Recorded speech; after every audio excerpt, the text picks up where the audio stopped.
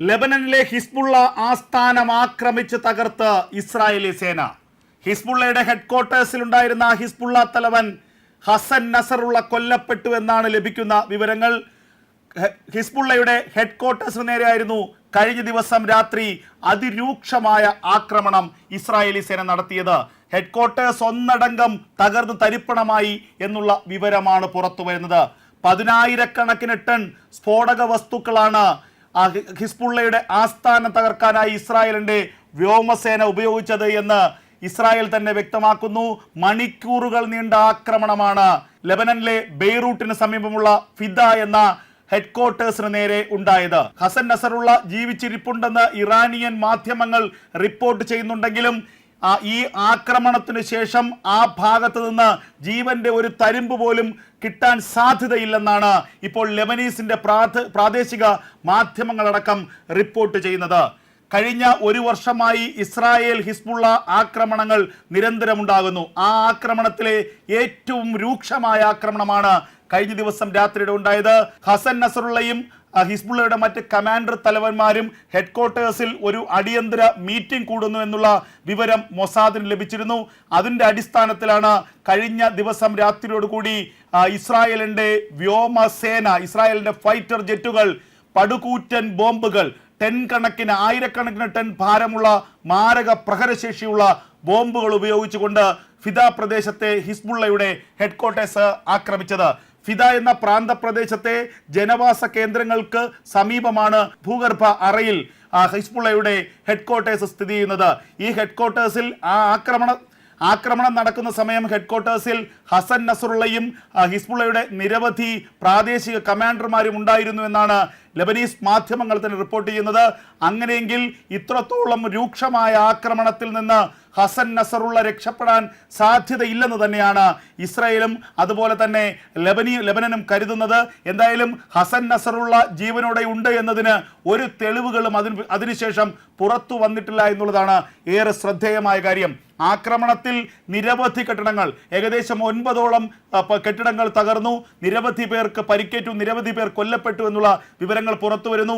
ഏകദേശം 20-ലധികം ആളുകൾ കൊല്ലപ്പെട്ടു എന്നാണ് പ്രാഥമികമായി ലഭിക്കുന്ന വിവരം. ഹിസ്ബുള്ളയുടെ ഹെഡ്ക്വാർട്ടേഴ്സിന് സമീപമാണ് ഹിസ്ബുള്ളയുടെ ആയുധ സംഭരണശാല. ഹിസ്ബുള്ളയുടെ ഏറ്റവും വലിയ ആയുധ സംഭരണശാലയും ഫിദയിലെ ഈ ഹെഡ്ക്വാർട്ടേഴ്സിന് സമീപമാണ് സ്ഥിതി ചെയ്യുന്നത്. ഈ ആയുധ സംഭരണശാലയിലെ പകുതിയിലധികം ആയുധങ്ങൾ നശിപ്പിക്കപ്പെട്ടു എന്നാണ് ഇപ്പോൾ ഇസ്രായേൽ സൈനിക വക്താവ് തന്നെ വ്യക്തമാക്കുന്നത്. അതായത് ഹിസ്ബുള്ളയുടെ തലവനെ തീർത്തിരിക്കുന്നു, ഹിസ്ബുള്ളയുടെ ആയുധശേഷിയുടെ ബഹുഭൂരിപക്ഷവും തീർത്തിരിക്കുന്നു. ഹിസ്ബുള്ള എന്ന ഭീകര സംഘടനയുടെ അടിവേര് തോണ്ടിയിരിക്കുന്നു ഇസ്രായേൽ സൈന്യം എന്ന് ഉറപ്പിച്ചു പറയാം. ഒരിക്കലും ഹിസ്ബുള്ള പ്രതീക്ഷിച്ച ഒരു ആക്രമണമായിരുന്നില്ല കഴിഞ്ഞ ദിവസം രാത്രിയോടെ ഉണ്ടായത്. കഴിഞ്ഞ ദിവസങ്ങളിൽ പശ്ചിമേഷ്യയിൽ ചില മാറ്റങ്ങൾ ഉണ്ടായി എന്ന് നമ്മൾ തന്നെ വാർത്ത നൽകിയതാണ്. അതായത് ഇസ്രായേലിന് നേരെ കൂടുതൽ ഇസ്ലാമിക ഭീകര സംഘടനകൾ രംഗത്ത് വരുന്നു. കഴിഞ്ഞ ദിവസം ഹൂതികൾ ബാലിസ്റ്റിക് മിസൈൽ ഉപയോഗിച്ച് ഇസ്രായേലിനെ ആക്രമിച്ചു. അതിന് തൊട്ടു മുൻപ് ഇറാഖിൽ നിന്ന് ഡ്രോൺ ആക്രമണം ഉണ്ടായി. അപ്പോൾ ഇറാനും ഇറാഖും ഹൂതികളും യമനും ഹിസ്ബുള്ളയും ലെബനനും ഹമാസും ഒക്കെ ഒറ്റക്കെട്ടായി നിന്നുകൊണ്ട് ഇസ്രായേലിനെ ആക്രമിക്കുകയാണ്. അതുകൊണ്ട് തന്നെ ഇസ്രായേലിന് തിരിച്ചടിച്ചേ തീരൂ, ഓരോരുത്തരെയായി തീർക്കുക എന്നുള്ള ഒരു വമ്പൻ ലക്ഷ്യത്തിലൂടെ മുന്നോട്ട് പോവുകയാണ് ഇസ്രായേൽ എന്ന രാജ്യം.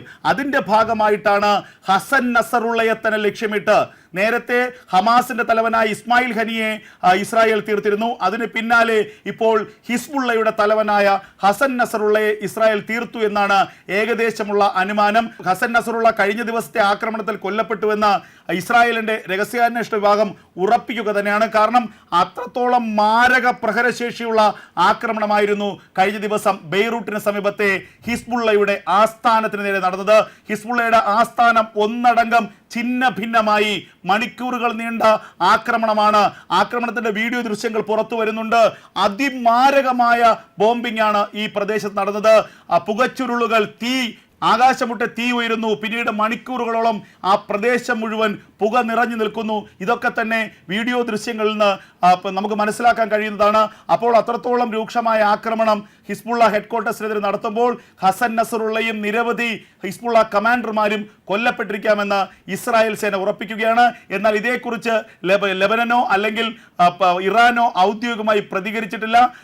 സാഹചര്യങ്ങൾ വിലയിരുത്തി വരുന്നു എന്നാണ് ഇറാന്റെ ആദ്യ പ്രതികരണം ഉണ്ടായിരിക്കുന്നത്.